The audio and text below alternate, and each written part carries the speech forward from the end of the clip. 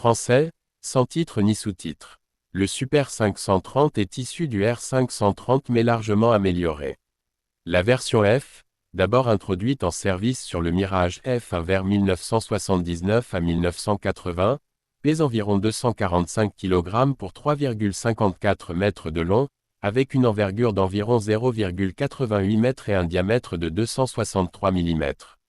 Elle atteint Mach 4,5, dispose d'une ogive de 30 kg à fragmentation, d'un guidage radar semi-actif, Pulse Seeker, et offre une portée autour de 25 km, avec une altitude d'interception jusqu'à 23 000 mètres.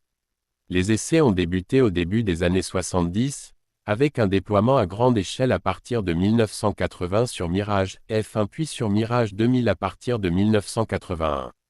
La version D, conçue pour le Mirage 2000 avec radar pulsette Doppler, radar RDI, est entrée en service vers 1987 à 1988. Le corps est allongé à environ 3,80 mètres, poids au lancement autour de 270 à 275 kg, envergure réduite à 0,62 mètres, la charge militaire reste 30 kg et le propulseur à double poussée permet d'atteindre Mach plus petit que 5 avec une autonomie maximale jusqu'à 40 km selon les conditions de lancement. Le chercheur AD26 est un monopulse Doppler continu avec capacité numérique reprogrammable, meilleure résistance aux contre-mesures électroniques, ECCM, et performance accrue contre cible volant à basse altitude, avec capacité snap-up jusqu'à 12 200 mètres au-dessus de l'avion lanceur et snap-down jusqu'à très basse altitude, 60 mètres. Sur le plan opérationnel, la décennie 1980 a vu un usage significatif, notamment par l'Irak pendant la guerre Iran-Irak où des Mirage F1 armés de Super 530F revendiquèrent plusieurs victoires, estimées entre 11 et 37 succès confirmés sur quelques 100 tirs.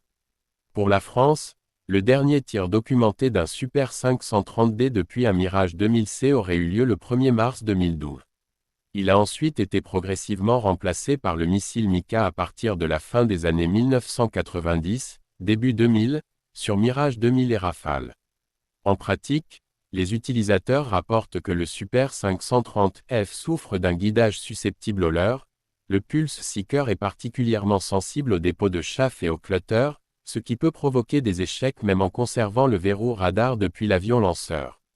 Les tirs tête baissée ou à basse altitude sont souvent inefficaces sans conditions optimales. La version D, équipée d'un chercheur Doppler CW, corrige largement ces problèmes et offre une meilleure robustesse face aux contre-mesures, avec une précision accrue, en particulier lors d'engagements en basse altitude ou à longue distance. Certains témoignages de simulateurs complices comme War Thunder reflètent l'impression des pilotes selon laquelle la 530F est absolument frustrante à utiliser, tandis que la 530D fonctionne bien en tir frontal tête contre tête, avec de fortes chances d'impact si les conditions sont remplies. Techniquement, le missile offrait à son époque des performances comparables à celles de l'AIM-7 Sparrow, version F ou M, avec une électronique transistorisée plus moderne, une meilleure aérodynamique et une accélération finale supérieure. Le Super 530D se rapproche même d'un AIM-7M du point de vue de la résistance aux interférences et de la portée, jusqu'à 50 km selon certaines sources, distance d'interception pratique 35 à 40 km. En résumé, le Matra Super 530 fut un missile efficace pour son époque, en particulier dans sa version D, apportant une capacité BVR solide à l'armée de l'air française dans les années 1980 et 1990. La version F reste aujourd'hui dépassée, sensible au leurre et limitée par un chercheur à impulsion, tandis que la version D avait résolu nombre de ses défauts grâce à une conception Doppler numérique robuste, mais elle a été retirée progressivement au profit du Mika, plus moderne, tous aspects, Fire and Forget.